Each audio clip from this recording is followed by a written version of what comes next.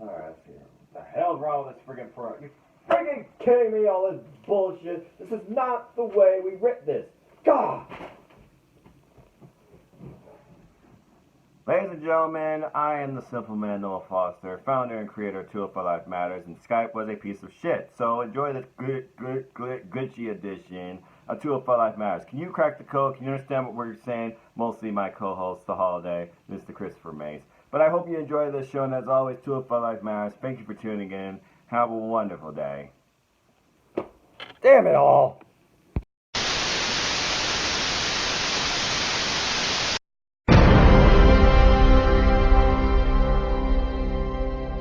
Good evening, everybody. Now, I'm just a simple man, and my name is Noah Foster, and welcome once again to another edition of 205 Live Matters. This will officially be called the WWE 2K20 edition, if you sense glitching, because not only has that game sucked, but Skype's also been a pain in the ass as well as internet, to the point that I almost had to bring out my alternative personality because I've been freaking pissed off.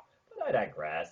And with that being said, before we get into this week's episode of 205 Live, what happened on NXT, what we expect to come next, and the next to our list, allow me, of course, to introduce you to my co-host. We are the Simple Holiday, because he is a family man. He is a huge, huge amount of knowledge on wrestling then, now, and forever. He's one of my best friends, and I appreciate him and his family. It's, of course, my good friend here, and I always wish him the best in Florida, because it's like, oh, tropical storm, you need to evacuate. Freaking Mother Nation, make up your damn mind. Anyway, it's, of course, my friend, the holiday, Mr. Christopher Mace, host also of The Holiday Break. Great videos to get you through lunch, or on the bus, or wherever. Chris, how are you? Oh, for wrestling instead of having to do predictions for Control. How you ever say it? I can't remember. Control C, Control V. Fun stuff. So, like I said, if you watch that video, you're going to have a parody show, because I couldn't do it. I mean, yeah, everything's just being stupid, it seems, anymore. Skype, Facebook, YouTube, Instagram, Internet, WWE 2K. Oh, that's a whole nother story. And my emotions in check for blood money. Oh, great, now I got hiccups. Now I'm a glitch. Yes, I am a glitch. I am a robot. I am Mr. Anderson. I'm the Matrix. Anyway, go eat the red pill, the blue pill. All right, we're getting way off topic. All right, well, I'm glad to hear you're doing okay. So with that, let's go ahead and talk about Cruiserweight Wrestling. Again, people, I apologize for technical difficulties.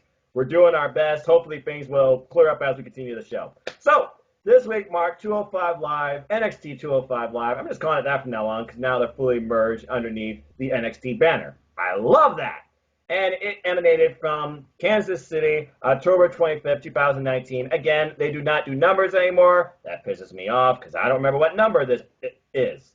But anyway, I thought it was a really good show, and we, of course, kick off with recaps. So you learn, why does this exist? What can I expect tonight? Who's Lio Rush? Why is he the champ? It first recaps last week's main event, triple threat main event, that was stellar, where Tony Nese finally gained some momentum, beating both Arya Daivari and Oni Lorcan in a stellar triple threat main event. And then Nese talking about, congrats, Leo, but I'm coming back to take what is mine. Then we go all the way back even further, where on NXT, not even that further, 2 days ago, where Garza Jr. is basically getting some momentum, and he's been jabbing words and subtleties against the current NXT Cruiserweight Champion, Lio Rush. Angel Garza, of course, one of the most charismatic newcomers, of course, to NXT /205 Live, staking his claim. Yeah, the frame is actually falling together. And then following that, we, of course, get Lio Rush, who's coming into the brand. After a shorter version of the 205 Live intro, showcasing the veterans of the 205 Live roster, as well as those faces to come. I like it. Things to come. I'm sure it's going to increase over time, just like NXT UK's have, and NXT as well.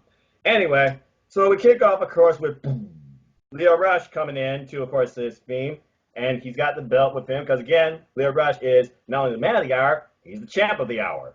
Literally. And he comes in, and we get a rematch from NXT a few weeks ago, I believe in one of its early episodes on the inauguration of NXT on USA, back when they did the 1 hour, 1 hour thing. And they even recapped this because his opponent was, of course, the brawler himself, Oni Lorcan.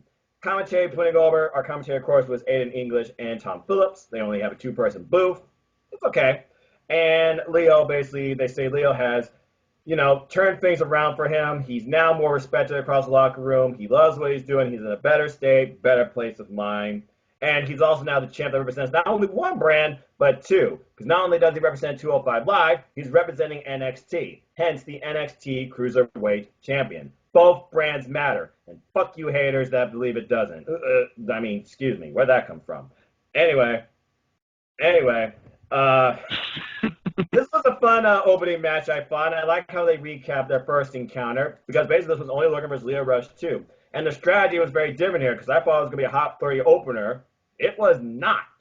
Chris, take me through your thoughts, as long as your phone will allow you to, properly. Take me through your thoughts on this opening match. Leo Rush versus Oney Lorcan. Basically, Oney versus Leo 2. To me, it wasn't as good as the first one I did on it. They pretty much had a standard match, or pretty much just it's like it just felt like to me they were just going through the flow of the motion of the match. It wasn't like NXT where they did that first match and you could just see that fire and passion and everything like that. And that Leo Rush, I was like, man, that Leo Rush guy, he is going to that cruiserweight title. He performed going to beat Gulak and win that cruiserweight title, and that's what he did. Yeah. It just felt like they were just going through the flow of the motion, like, okay, let's go, do, and then he wins with the final hour, and I mean, it just, I don't know. I mean, it was a good match. Don't take me wrong, it was a good match. I enjoyed it, but just didn't feel like it had that fire and passion you like that too. That's the only critique, and it didn't have as much time as they did on NXT, and that's, I think, maybe a difference. Is they have a little more time to do stuff and build up a story. Here, I just think they were just like in the flow of the motion and just went with the match. I was glad Leo Rush won, and I like the aftermatch was what happened, but I'll let you go to that part, and we'll talk about that part of this. Yeah, I'll let you take that, because that was a good segue, because it did fall on events last week. But to go along with the thoughts you were saying, I completely agree, because this was, again, pushed TV time, because, again, even though it's on the network, it's after SmackDown, which was bullshit, goes off the air, because it was all about redacted. Anyway, I digress. Not bad stuff here. Decent stuff. Good stuff. Not good shit. Just good stuff. Good shit is not... Okay, I'm going off the deep end here. I told you this was going to be a different edition, people. Anyway, yeah, I thought this was a nice, subtle feel-out match, because Oney Lorcan changed his strategy and tried to play more of a slower, methodical style. They first test each other out in a test of strength, and then Leo Rush, he gains some momentum. While Leo Rush doesn't have the strength advantage, he certainly has the speed advantage. As we got cartwheel, turnaround, arm drag, Leo Rush being evasive, pulls off a wicked enziguri. He is so damn fast, my word! And then eventually we get a over-knee flip after Oney capitalizes on that, because he just basically takes a leg up, whoop, lands on his feet. Brilliant. But then Oney Lorcan takes control, slows down the pace here into a scissors lock. Leo Rush trying to fight out of it, trying to roll through it. Eventually he does. Pins Oney Lorcan, showing the mat, not enough. Then we get I guess you could say, a little bit of a fury from Leo Rush himself with a handstand kick, suicide dive into the table, driving Oney Lorcan head first into it. Ouch. And then following that, he goes for his final hour split leg splash, only for that to be countered by Oney, who drops him with a running blockbuster, gets a nice near fall. Oney, though, he starts channeling the sun, bringing it down, just going, and basically he goes for his finisher, half and half. That gets immediately counted to Hurricane Ron type counter off of what looked like was going to be a powerbomb by Oney Lorcan. Again, Oney showing the strength, Leo showing the evasiveness. And it showed again here as he was about to be powerbombed. Leo, he puts it into a freaking DDT. Dropped him hard on his head, which of course led to another Rana and handspring back elbow. Very nice move by Leo Rush, similar to what Humberto Carrillo used to do. Which of course led to him pulling off the comeback, which is, I thought it was middle rope. Maybe he just does it depending on time or position. He did off the bottom rope, the springboard stunner, called the comeback. Thank you, by the way, James Hubert, for telling me that. And then following that, he hits his move, the final hour, the split leg extended splash for the win. 1, 2, 3. Once again, it seemed like Leo Rush, he's back better than ever. Only Lorcan, still figuring out his place. Good match. But it was definitely shorter. It felt a little bit less enthusiastic on both parties' parts. And maybe that's just because it was the opener 205 Live, even though they said only he's fully refreshed, ready to go. And Lio Rush, he's also now the champion, so he actually might be a little more comfortable because last time these two faced each other, it was for number one contendership. Both were on the hunt. Now one's out to prove a point, and the other, I guess they both were out to prove a point, but one no longer needs to hunt. He's the guy. He's the champ of the hour. But I thought it was a nice opening match. Anyway, following that, though, Tony Nese comes out, and he welcomes him back to 205 Live, and he's glad that he's the champion, and you just had a great opening match. You beat Only Lorcan. But I beat Only Lorcan and Arya Devar. So why don't you go over there, get out of the ring, sit at commentary, and I will show you what a premier athlete truly is and what a champion looks like. And Leo's like, oh, okay. Impress me. How about you impress me? Lio Rush showing some subtleties, of course, to Tony Nese. And he puts that over on commentary, too, during this next match, which was Raul Mendoza's singles 205 Live debut. Because he's only been on one other match on 205 Live, and that was in a tag bout with Humberto Carrillo, where he and Humberto won against Lucha House Party. One of my favorite tag matches from 205 Live. Yes, Lucha Libre explosion. But anyway, take me through your thoughts on Tony Nese versus Raul Mendoza and the subtleties being told on commentary by Lio Rush. First off, on the commentary, I like Lio Rush. Just like I said, that man is a great talker. Like I said, he's a great wrestler, but he's also a great talker. You see what he did with Bobby Lashley. I hate to remind people of that, but he's great. Lashley. But he must be a great talker on commentary. He could easily be a commentator. If he ever wanted to wind his career, which hopefully he could be a great commentator. Yeah. On wrestling. The match itself, I think, pretty much was one of those matches, story of Tony Nese just for Lio Rush, trying to show off for Lio Rush.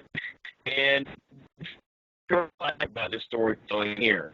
Everybody thought about that storytelling. That's what it did here because of the fact that during this match, Tony Nese was more worried about Lio Rush.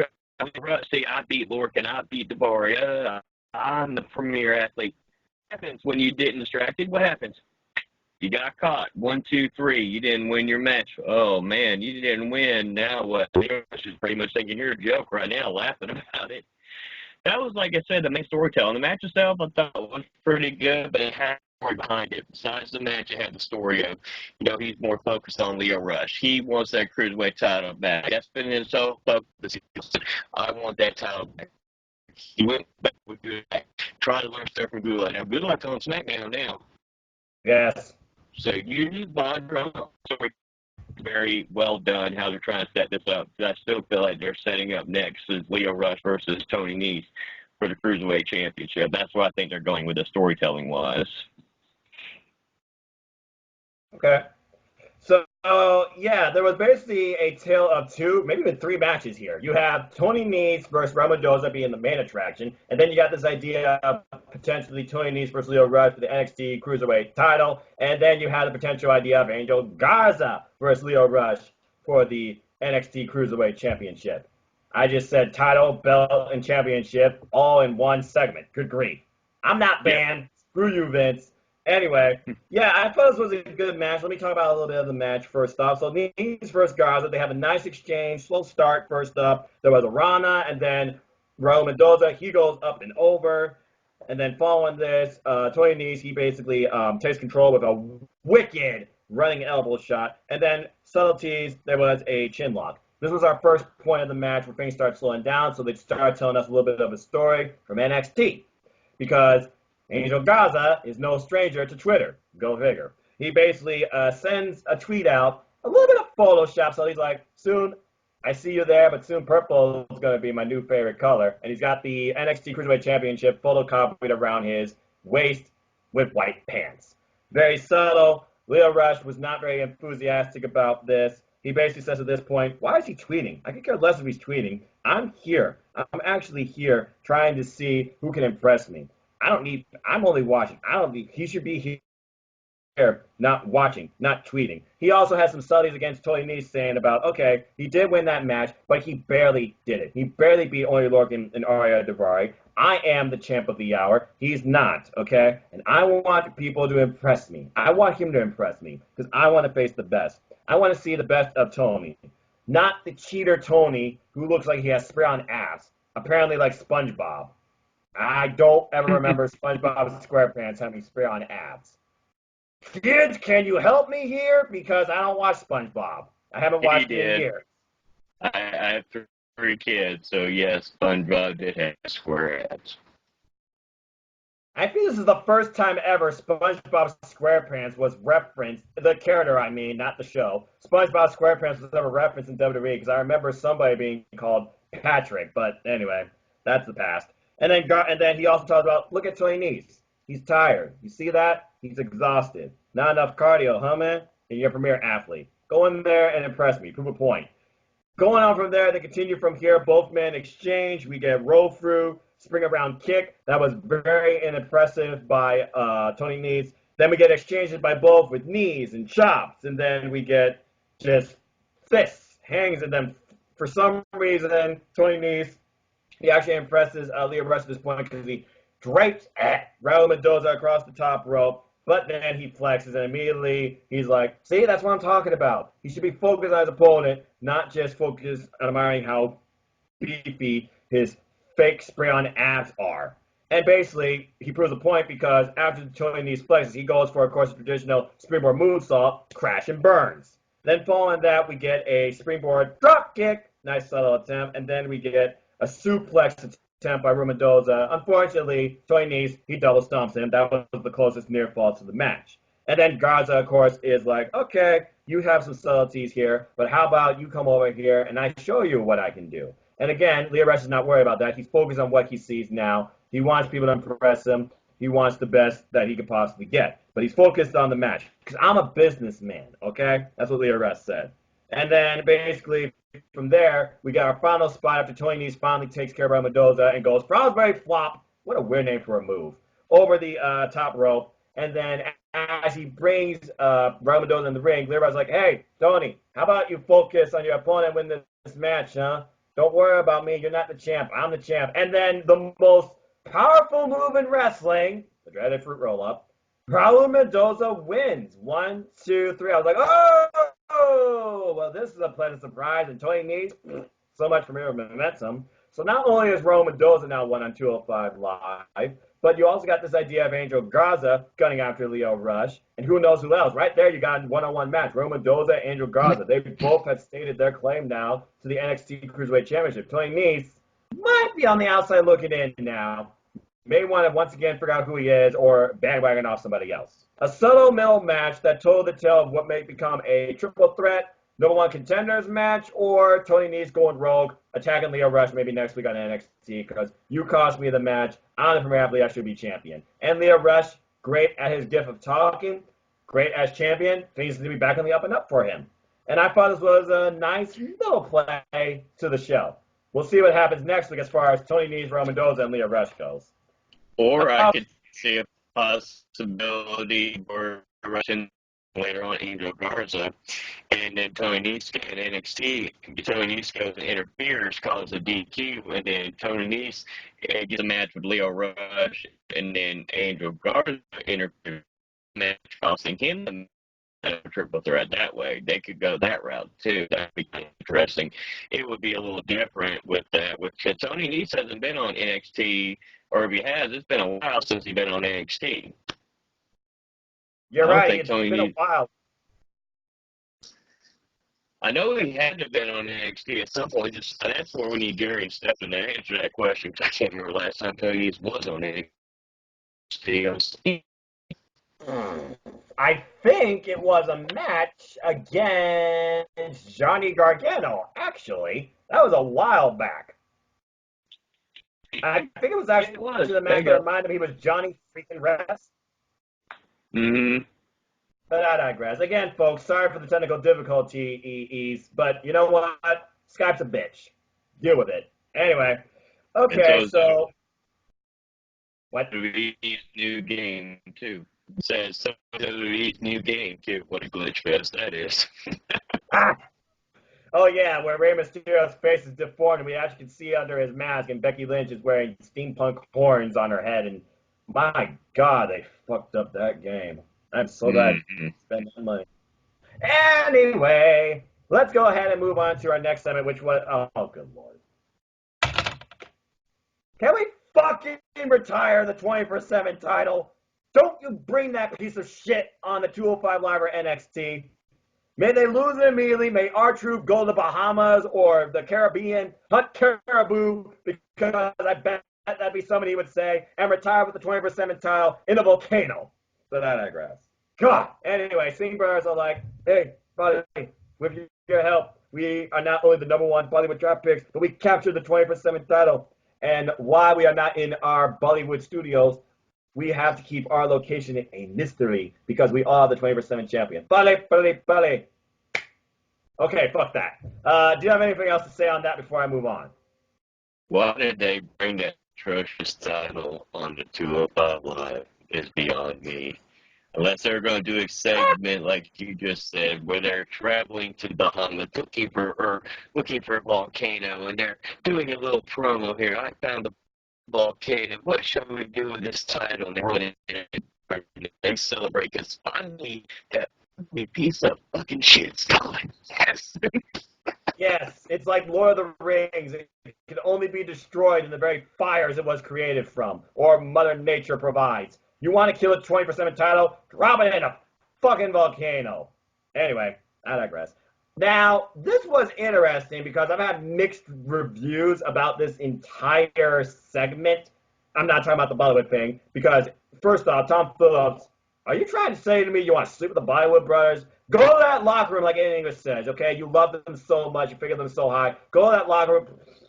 The Brian Kendrick comes out and tries to illustrate the idea of why I am a professional wrestler, what makes me a professional wrestler, and why there's nothing here but wrestlers and consumers. This went on like a random rant. Not even a pipe bomb, but a random rant. You want to make it a pipe bomb? Give me the comparison between wrestler and entertainer. Oops, I said a wrong word. Anyway, the Brian Kendrick, a lesson on professional wrestling and wrestlers. Chris, what was your thoughts on the Brian Kendrick's promo? I think he was telling the truth. I think he was speaking from the heart. I think he was speaking from out of frustration. I think they told him to go out there, do something different. Because how often, listen, except for the old timers that are there that say professional wrestlers, how many people have you heard ever say that word in the last few years? Not really that many, because they're one of these the truth about a lot of stuff. He's talking about the old school mentality. Pro wrestlers, the young guys went up to the veterans and were respectful to veterans and everything like that. He was talking from the heart. This was probably one of the realest promos I've heard in a while from somebody on this brand, and that was interesting. I don't know where it's going with this, but it is very interesting, and it's really sad to say. I can tell when I watch this with my age, because I'm thinking, you were going to think about, like, oh my God, I was that young when you were Spanky on Dodie? Oh Lord, boy, I'm getting old. That's when I start thinking about it, when he's the veteran. I'm like, you're the veteran? Hold on. And I'm thinking, like, oh my God, I'm getting older because, dang, I've been watching you for a while now, that's for sure. Okay, interesting analysis. Let me see if I can go through some of the tidbits here. By the way, I counted how many times he said wrestler / wrestling. I counted at least 13 times. He did not hold back. Even at the point the crowd was saying, shut up, shut up, shut up. And he even included the crowd. So let me see if I can give some subtle points about this Brian Kendrick promo. And by the way, best thing that could have happened at first, he took the friggin' headset off Tom Phillips' head. Thank you. I miss Vic Joseph so much. Anyway, There was a time when you earned the right to be called a professional wrestler. It wasn't just about you getting a con. You actually told you were a professional wrestler. Nobody just simply threw their bats in the locker room. There used to be a ritual or protocol to professional wrestling. To call yourself from wrestler to professional wrestler. To be a professional wrestler, you would shake hands, make eye contact, introduce yourself to the veterans in the locker rooms, and ask them to watch and critique your match to help you become not a wrestler, but a professional wrestler. You guys are not wrestlers, you are consumers. What happened to people asking the veterans to watch and critique their matches? Because damn near nobody certainly can be calling themselves in that locker room a professional wrestler. Instead of learning, these wrestlers rather go and look up their names on social media. They are selfish, egotistical, and worst of all, shut up, shut up, shut up. You need to understand to break out from a wrestler to be a professional wrestler. That's what makes me a professional wrestler and not a wrestler. You know who's the worst offender of calling themselves a professional wrestler or somebody that's similar to professional wrestling? And I probably already said one 13 times, sue me. Drake Maverick is the worst because all he's out doing is chasing the 24/7 title just so he can gain the respect to get some. But Drake, I'll be here next week waiting for an answer because I am a professional wrestler and you owe me that. I'm the man with a plan. What the hell was that? Wow. And then Tom Phillips was even confused the guy's headset on, but in English, he kind of goes along with you on that. He kind of agrees because he's been in that locker room. Obviously, it's like a disease. Brian Kendrick must be the cure. When it comes to wrestler and professional wrestler, it seems like the lines are blurred anymore, and there's no real respect for the veterans. Of course, we're not talking about sports entertainers, so Hulk Hogan and they don't count. Anyway, we're talking about professional wrestlers, not wrestlers. And I know we're going to get a lot of jab at that, but I want to shout out the comments right now to give me a rant on wrestlers versus entertainers. Because all the fuck that WWE cares about is entertainment. And it gets old pretty damn fast. Unless you like the same entertainment from the same wrestlers rather than a professional wrestler giving you professional wrestling. Yep, I went there. Now you know what I am. Go ahead, throw the words for the slander. I don't give a shit. Wrestlers are not professional wrestlers. Professional wrestling is only done by professional wrestlers. That's basically what the sum of this was. So with that being said, I'm very curious what happens next week. What I hope doesn't happen is I hope that people are wrong in saying all this is a rehash of Mike Kanellis' storyline where he said, Drake Maverick has not given me the respect or the opportunities I deserve, and then we get Drake Maverick versus Brian Kendrick. Please no. Because Brian Kendrick has been on there since day one and has not had a Cruiserweight Championship match since losing his title on episode 1. So he honestly has a lot of real claim to his argument. Now, whether or not it just goes about being a professional wrestler or just wrestling, winning, and proving a point, I don't know. And ironically, Michael Kanellis was nowhere to be found here either. So who knows what the future is for Brian Kendrick and his state of professional wrestling on professional wrestlers. But I digress. Whoa, that was quite a segment. Good grief. I gotta go rewatch that and really think about what he said again too, because I think I talked about and elaborated the point of what he was saying about wrestling versus professional wrestling and a professional wrestler. I still feel like there's something else to take away from this. This was actually the thing on the show that I really thought about the most, almost like a Socrates type argument for my Assassin's Creed Odyssey game. That doesn't glitch, by the way, but I digress. Anyway, Oh, let me say it one more time. Professional wrestling. Ding. Someone has a counter. Someone count how many times I said wrestler, professional wrestler in the comments, please. Anyway, so then we go. I had to get it. You know how I am about wrestling, professional wrestling. It's like I did a podcast. Yeah, I'm going to go off topic with somebody and like, okay, women, they're just like showpieces. And then we had a woman on the podcast talking about she doesn't look at it like that. She looks at professional wrestling. And I basically ended this argument with this. Okay, you think we're all men here. We're just looking at women for appeal. If I want to see that much silicone, I'll go down a Barbie aisle at a Toys R Us. I look at women in wrestling for fucking wrestling. But I digress.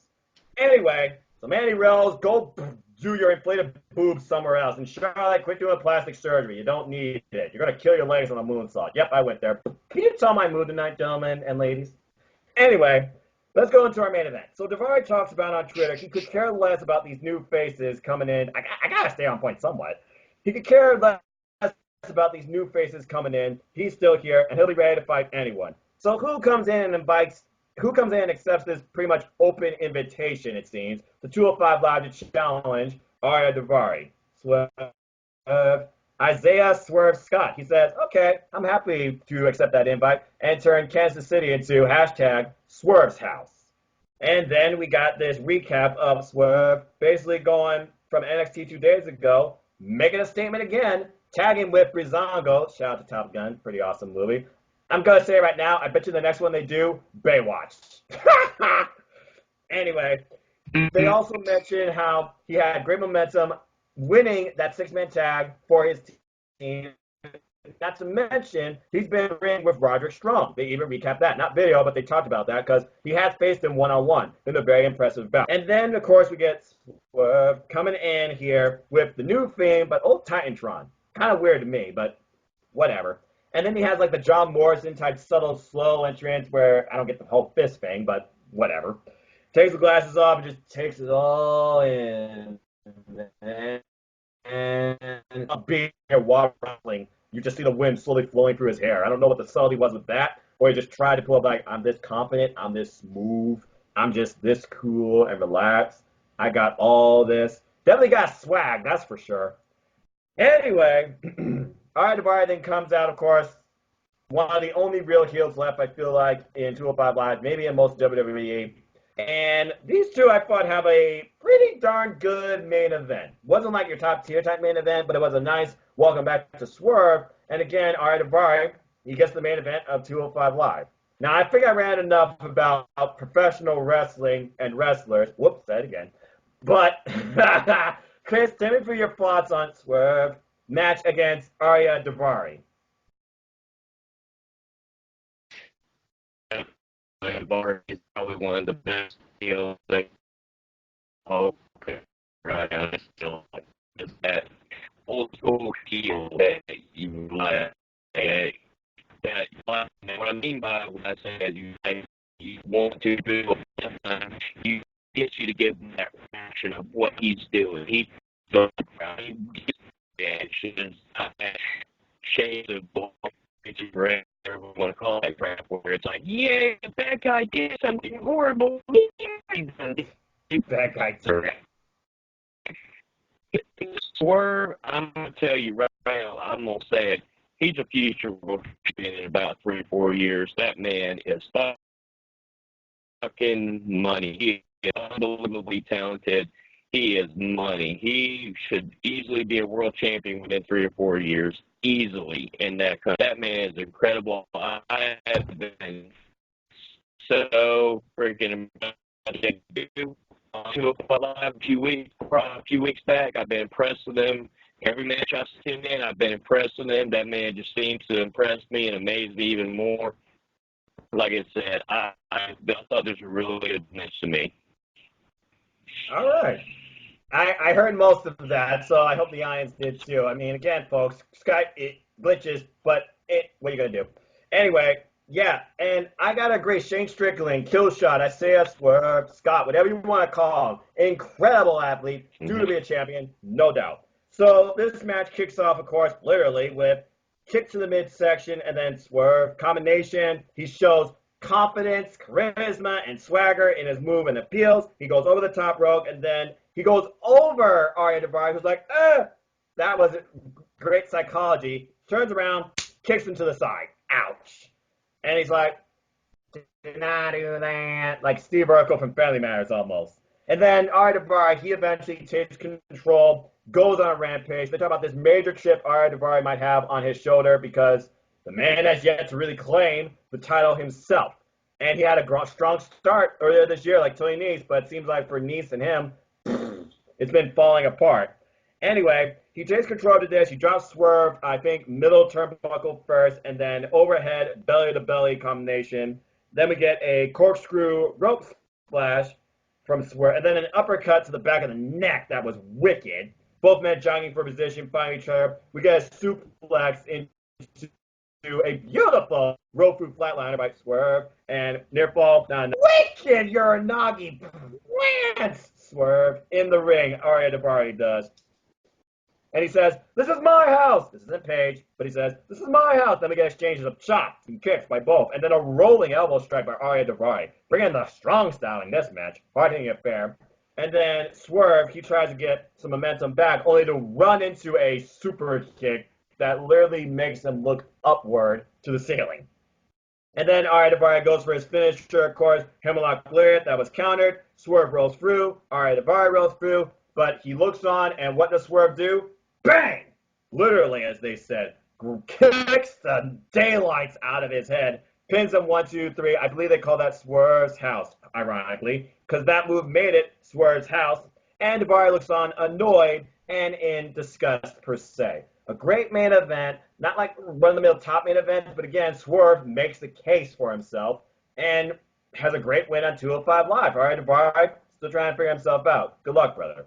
And with that being said, that ended this edition of 205 Live, so let's go ahead and grade it as always. With NXT's 205 Live now in week 2, and we see Swerve more involved, and now we got Royal Mendoza. They're bringing the NXT faces now more momentum than veterans of 205 Live. You better step up or get out. I thought this was a pretty good show, though. There was some good story building. Nothing like top-of-the-mill major that I'd be like, applause, need to watch again. But I enjoyed it. 3-match formula was subtle. 20% title drops it half a letter grade or star grade from me. Pretty darn good show, though. I'm going to give it 3 3/4. Chris, what about you? What would you grade this week's 205 Live? I'm going to give it the same thing, 3 3/4. I didn't want to see the 24/7 title on there. Like I said, but I think the highlights, like I said, the storytelling, we don't know what's going to happen here in the next few weeks with the who's going to challenge for the Cruiserweight Championship. I like not being sure who exactly is going to be the next challenger, where they have so many options where they can go with that. Swerve, like I said, is always impressive. Daivari's been, like I said, the best heel on that show in a while, not one of the 3 heels in the whole company. Like I said, they had a really good match. I know they're PG. I wish they would have just called Swerve that kick Swerve does. I wish they'd just call it a kill shot. Just, I would like that. Because the way that looks like in real life, it would knock you out if he did that. That's how believable that finish is. So, like I said, I think 3 3/4 is fair. Like I said, it was good, but it wasn't that over the top that would make me want to go higher than what it is.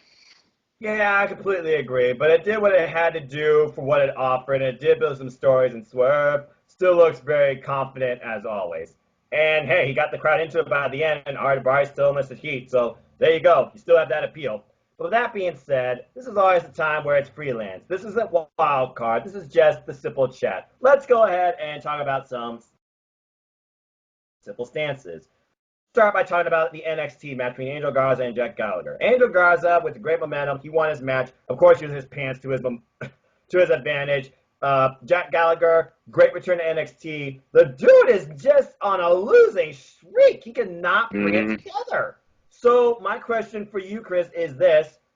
What should Jack Gallagher do next? Because pretty much the between the Brian Kendrick, this match in NXT, and even the matches with Cassius Ohno in NXT UK, he can't find a way anywhere. What does Jack Gallagher need to do? and he needs to be more efficient. He's in this situation where I feel like he's characters in limbo. People cheer him, people boo him. He's not, to me right now, when he went to this tweener role after the whole teacher-student dynamic they had with Humberto and Gulak and himself, he's just been stuck in this rut of being a tween. Let's establish him as a heel. Let's make him a badass heel. He could be like a Dragunov in NXT UK. You know, like he could be a dominant heel if they just would let him do that character. Let him be a dominant heel. He's not going to win every match, but let him have a credible showing. Let him get some big wins. That's what they need to do with him, because you can't. He's very talented, but he don't need to be putting every single person over. He needs to be winning some matches too. You don't need to have this. I'm here to put everybody over, because he is more talented than that. He's worth more to that. Okay, that's pretty subtle. Yeah, I feel like at this point he has to do something with his character. I don't think he needs to go on an Instagram type hiatus / internal journey like Drew Gulak did. But he definitely needs something to his character. And to be fair, if now that they're above NXT, I feel like there's more face cruiserweights than heels. So him going heel, I think, will be a nice adjustment to that entire division. Because in my opinion, besides the women's division, that is one of NXT's strengths. Now that 205 Live is really under NXT. So I hope Regal figures out something for him. Because Jack Gallagher, you need to do something, brother. You're on a losing streak bad. And wins and losses do matter if you want to be the champion in this division. So I digress. And I'm sure Leo Rush wants the same thing. But I guess we'll see what happens. But I just wanted to talk about him real quick because I'm worried about the guy. And honestly, I don't know what he can do next. I just had an epiphany, though. I just thought about something. What if they did something on last season in NXT and he becomes Regal's assistant? Okay, just hear me out on this before I finish it. And then he starts learning stuff from William Regal, and he's getting mentored and everything like that.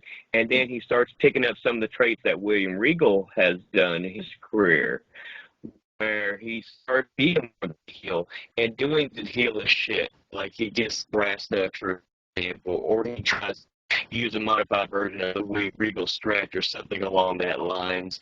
You know, he does something where he has an association with William Regal. You know, he's his assistant or whatnot. He's learning things and stuff like that, and he comes back as a more aggressive heel. That would be an interesting dynamic, because to me they're both British. They both have wrestled in that style. William Regal's got 20 years experience with that. And since Jack Gallagher is still a young wrestler, he could learn something and take some of those things from William Regal, and they could have that variation of a teacher-student dynamic, and then he can go on from there. That was just popped up in my head when you said William Regal. That's kind of a pretty cool idea, considering Sid Scala and Johnny State are such a dynamic duo. But I feel there's more to that than meets the eye as well, because I think Sid Scala is better at constructing like sentences and words with more like being a mouthpiece for Johnny State, I feel like, versus William Regal and Jack Gallagher being on more mutual sides. I mean, if Tajiri and William Regal could work out, where William Regal even had influence on Tajiri, hell, even Eugene for that matter, I feel like this would be a perfect dynamic, and with both of those men being such sophisticated gentlemen, I would actually like to see Jack Gallagher do that, because even as a heel, he never resorted underneath Gulak to brass knuckles. That's a perfect fit. And we both know William Regal still has those brass knuckles sitting on that little thing in his office. He could pass those on to Jack Gallagher and continue on Regal's legacy, because they both respect British wrestling. I like that a lot. I think that might be perfect, personally, especially because not only that, but while William Regal looks over all the operations of NXT, Jack Gallagher can look more over the NXT Cruiserweight division. Because Drake Maverick and William Regal, they aren't always there together. They probably aren't even to have all the time to talk to each other through the phone. I would like to see that, actually, because not only does that keep the influence of William Regal under NXT, but not necessarily controlling anything, but it also gives that idea of how important the Cruiserweight division is through a Cruiserweight themselves. I like that a lot. I think that's brilliant. Okay, pretty subtle. All right, so speaking of which, I'll hand over mic over to you now. So, or platform, excuse me. What do you want to talk about tonight on Simple Stances? Here's a good one for you. This is sure I know we brought this up in the past. Now it could possibly we got Finn Balor back in NXT, right? Yes. Okay. Well, here's a two-part question for you. We all fear, like I said, I know Stephen and Jerry and Colin talked about this extensively about Finn Balor. What do you think? Do you think he could incorporate a lot of guys or the gentlemen that compete in the cruiserweight division to be part of his Balor club? Does look and fit that part of a cruiserweight wrestler. Not criticizing him, but he has the look and he has the physique and everything like that to qualify for that. Could you see him now? He's part of NXT, challenging for the NXT Cruiserweight Championship, because that could be a possibility. Because currently, right now, that's there who has all the gold. They're all great in gold right now. The only title I can see him really challenging championship. Well, considering that I thought first they were going to do something with Ciampa, Finn, and Adam Cole, for the NXT title, now that he's gone heel and rogue, and I don't know where he stands, is he going to come part of the Dispute Era? Is he going to work in the Dispute Era? Is he going to carve his own legacy? Is he going to go after Lio Rush? Because Lio Rush, in a way, was kind of in the same place he was, except now it's complete opposites. And I'm sure Leo's like, why are you doing this? So, to answer your question, I would not mind seeing Lio Rush and Finn Balor have a confrontation, and not even necessarily on words. He just beat the crap out of the guy. Because again, he said his future becomes his past. He might take out anybody that is a threat to his past. Because Prince Devitt Balor, aka Bullet Club Balor, Prince Balor, whatever you want to call it, he gave 0 Fs, all right? And he obviously gave 0 Fs when he attacked Johnny Gargano. So if he versus Lio Rush could suddenly lead to an NXT Cruiserweight title match, but then also devolve and reform into Johnny Gargano versus Prince Devitt, yeah, I could totally see that happening. And somehow, some way, you incorporate now maybe a higher weight class, because Johnny Gargano, we know he's a little bit more bigger than 205, clearly. Maybe they can go at that 225 like you talked about even. Yeah, I actually would love to see that. It could expand the idea of the cruiserweight division, men without limits per se, and you're also building multiple storylines there too. So I could see Finn Balor actually going after the NXT Cruiserweight Championship in the long run, but I don't know if they would necessarily pull the trigger on that right now. Yeah, I just did a gun reference, but I like that idea. All right, because realistically, like I said, think about it real quick. He was, and you're right. I know Senna G, who's like said, knowledgeable about New Japan, but was a champion and a 6-time junior tag team champion as well, correct. as Prince Devitt as well. So he has, and he was a former RPW cruiserweight champion as well. That I do remember. I never learned about that because of Zack Xavier Jr. being the RPW heavyweight. Yeah. So, I mean, it's definitely not out of the realm of possibility, especially now that we're seeing all three of these brands collide with each other. You know what really would be interesting to me, though? If somehow, some way, you get a face-off between this Finn Balor versus Jordan Devlin. And the two somehow, instead of facing off against one another, they suddenly look at one another, or they attack the same person. There's a lot of interjecting lines that could happen here, and I can't wait to see what happens next. All right, so, okay, I gotta get this off my chest. Drew Gulak, they're fucking using him as PowerPoint presentation man, hyping up Braun Strowman for his match at Country Redacted, which I couldn't care less about. Fuck that show. With that being said, Drew Gulak, I do not know what's next for him. And I honestly do not want to see all 345 sides of the PowerPoint, but he's going to do this every week. When I really thought Drew Gulak was going to SmackDown, and with the unknown of Daniel Bryan, I thought he was going to go into a feud against a mat-based submission wrestler like himself to really see who could carry the future. But now more so, I just want to see them as a tag team. I would like to see a brand new dynamic created between Daniel Bryan and Drew Gulak.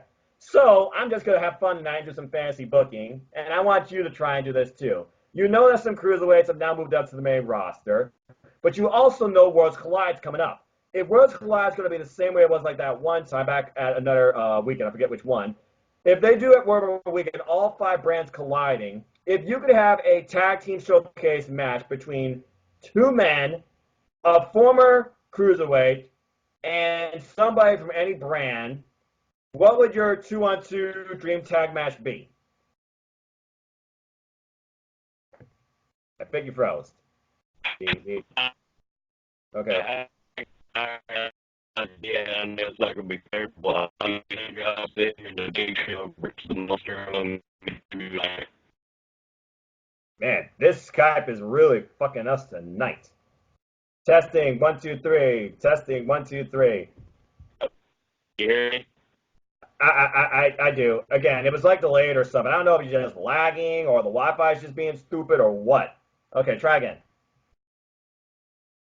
Okay. It might not be favorable. Mm-hmm. Versus Drew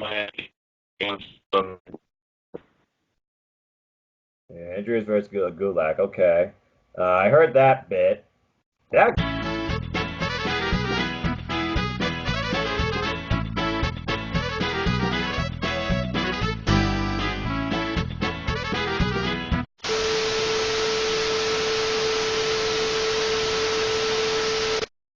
That gone son of a bitch, friggin' piece of shit Skype. Now I'm going to hang on mode because this friggin' piece of crap isn't working right. All right, yeah, because you're frozen right now. Okay, now it's trying to pick you up and lagging. Sorry for those technical difficulties. Blah, blah, blah, blah, blah, blah, blah, blah. Okay, try again, because now it's actually picking you up. Okay, I said I was going to do something that may not be favorable. I would do the Big Show and Cedric Alexander versus the Monster Among Men and Drew Gulak. What? David versus Goliath versus David versus Goliath? Mm-hmm. Interesting. Now, how would that play out with Cedric Alexander and the Big Show? Now, truth be told, Big Show put over Braun Strowman, but that's a man of similar size. But Cedric Alexander and Drew Gulak, well, that's no stranger alliance right there. But, wow, who would you want to go over in this match? Come on. At that point, I think I would make them the heels because of the fact that I think Drew Gulak, you know how, like I said, he was doing that teacher-student dynamic at 205. But see, this would have to be after the fucking event we won't name, Blood Money, whatever the fuck. What would happen would be if Strowman loses that match, and well, Spider videos, check out Spider-Man and did it for me. But it would be he would lose Tyson Fury, and then Gulak, would be like, look, I told you, I'm trying to tell you PowerPoint presentation, you need to come under my guidance with your strength and my intelligence and my submission skills. We can make this incredible tag team, and Strowman goes along with it. He do something along with it and goes under tutelage of Gulak. You have submission specialist, the Matt Tech, Matt, and the powerhouse with the Monster Among Men, and then you do a storyline where then if you're doing like Survivor Series, they're doing some kind of showcase, and Cedric Alexander's like, okay, I want to go after this. I want to go after Gulak, and somehow they have some kind of interaction. They set up a match. He goes, you don't have anybody that's strong enough to compete with my monster, and Kenny.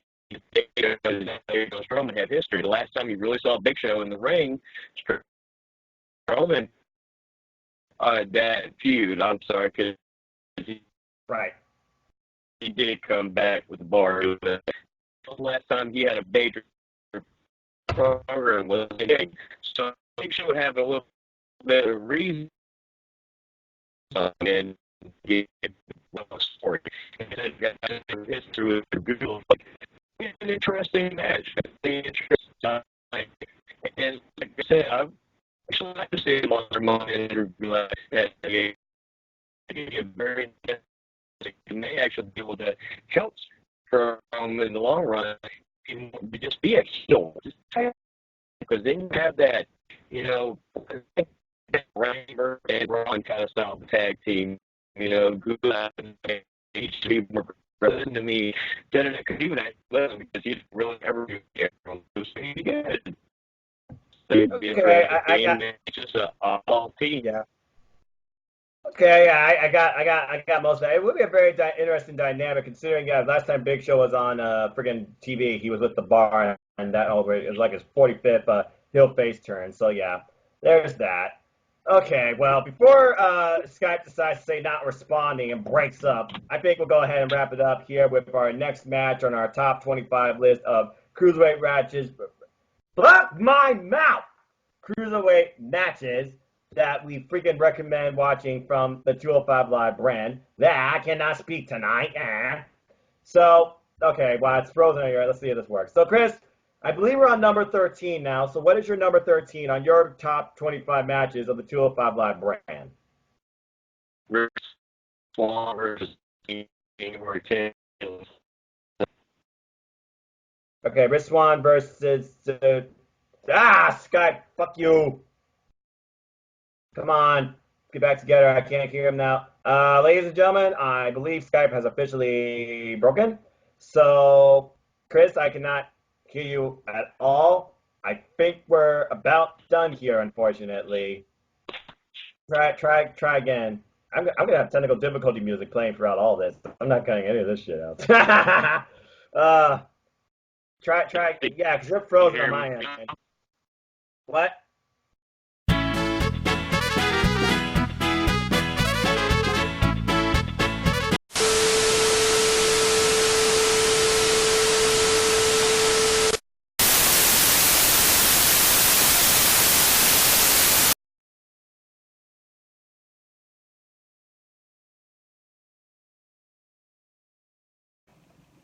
Here's a Soul Man's Wrestling News Flash.